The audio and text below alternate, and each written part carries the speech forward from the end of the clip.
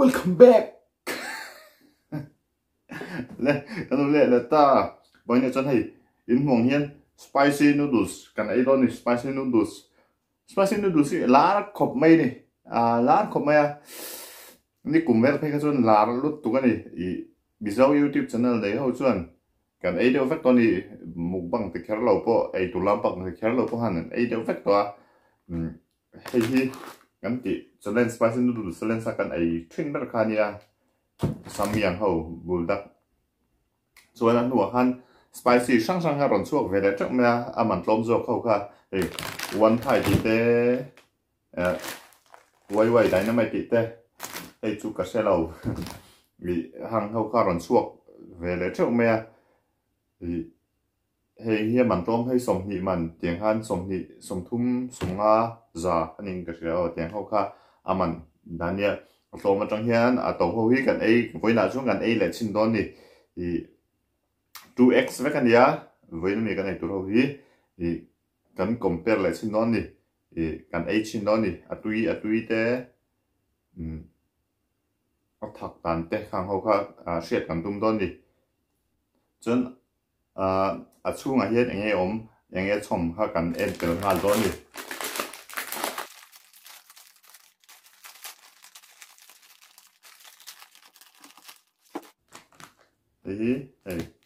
vegetable dry vegetable และ spicy sauce เข้าออกมาจนวันไฟเย็น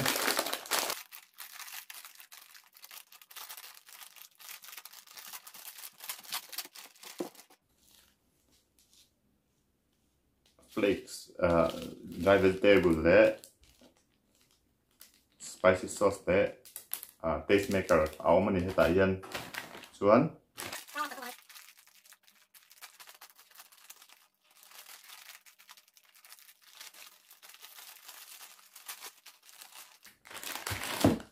ไว้ยัน spicy sauce และvegetable dry vegetable และseasoning or taste maker เขาไม่เละพวกนี้เพื่อให้ดีมันเอ็นไปเลย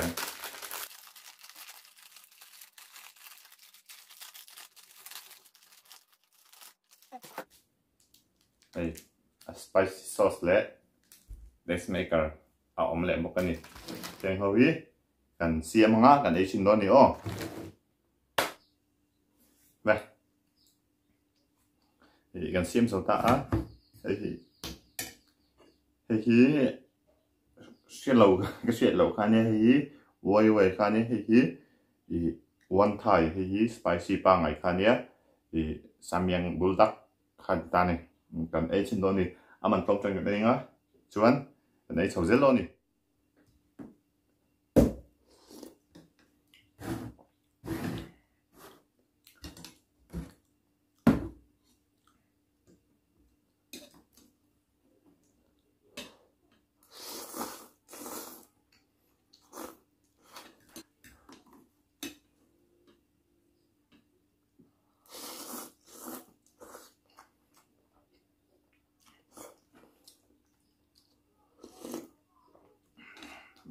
instruction in xiêm đàn tụi nó instruction nó bẹn đâu hàng gần xiêm à thấy chưa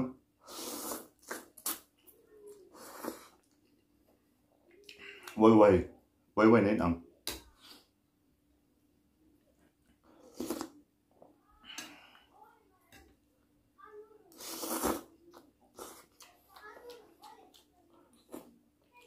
quay cái mà thật liệu anh này em ta đây cái đấy xin phó đăng thật bèn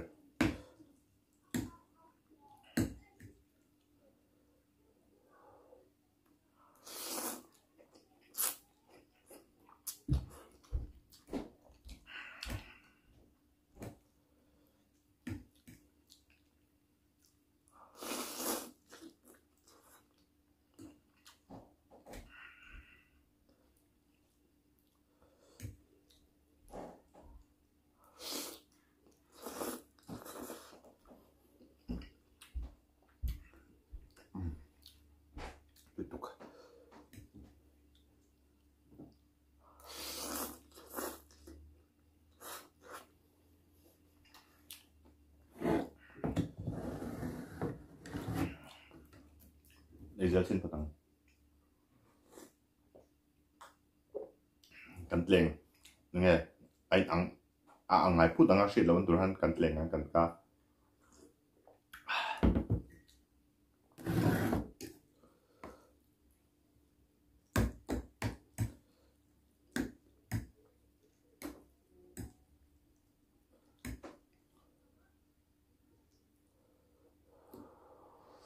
one Thai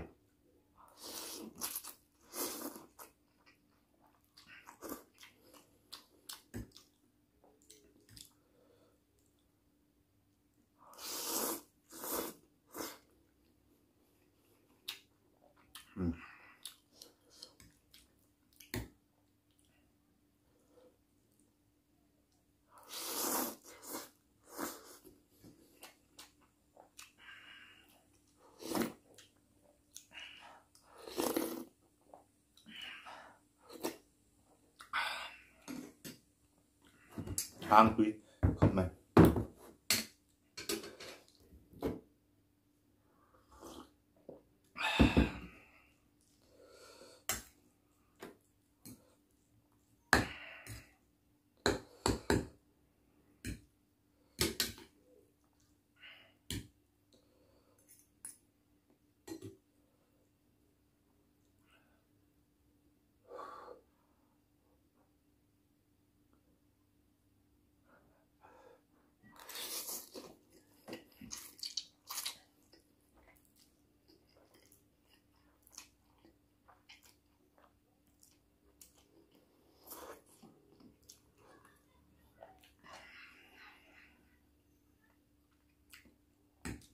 khăn bốc cắt túi đấy mày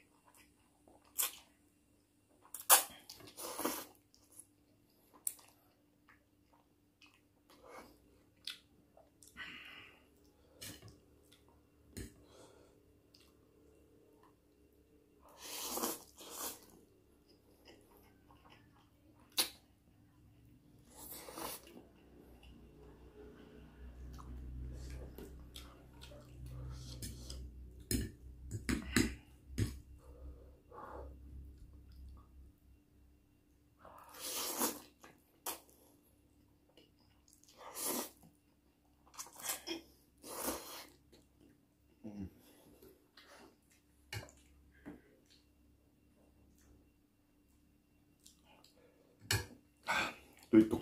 tạo cho lẹ xe hay chứ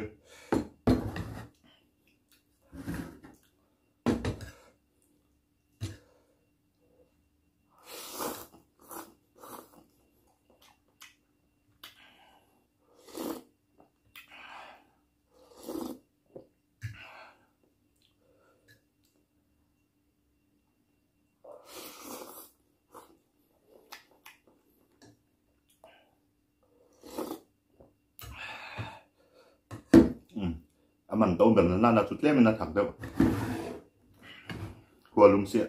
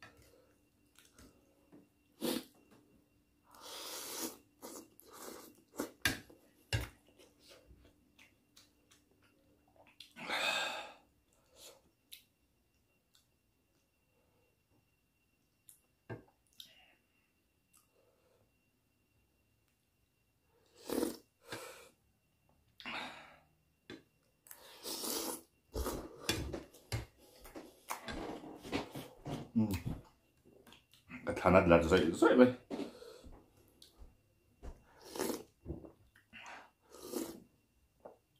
Lucy taxi.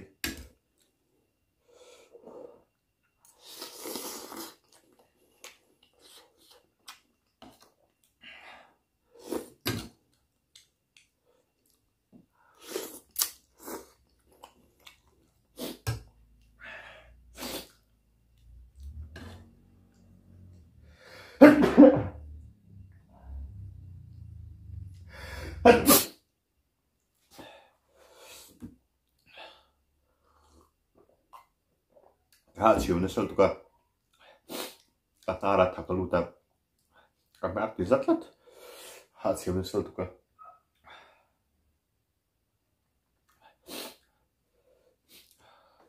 bạn thì vậy.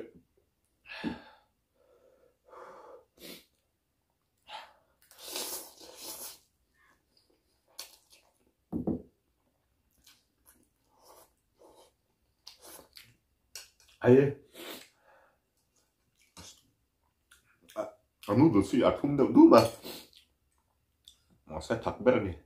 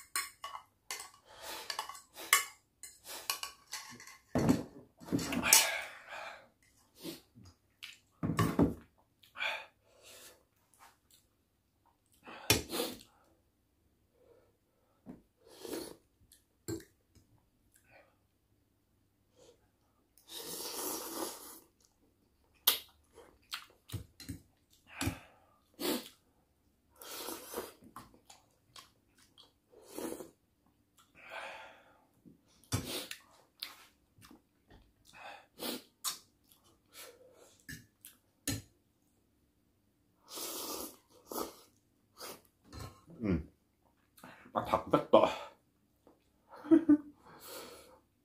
Hay thật mẹ là cái chuyện của thật rất to thì tôi khóc mà tiền tất cả uống cậu nói lâu tiền mà thật cái gì ta cái uống ngon hơn này đấy.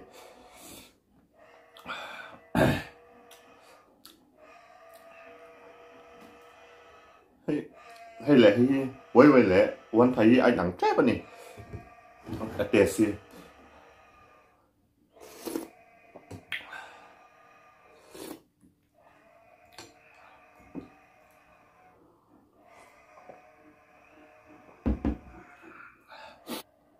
Thì mình lâu em xin là vậy cả lỗ mấy mẹ mỡ thì không nên mình lâu subscribe dễ là video thì khá like mình lâu like sắp là cả lỗ một tăng tỷ khá cần xoay lại đúng này next video again mình lại chụp đồ nhiều. Thank you for watching.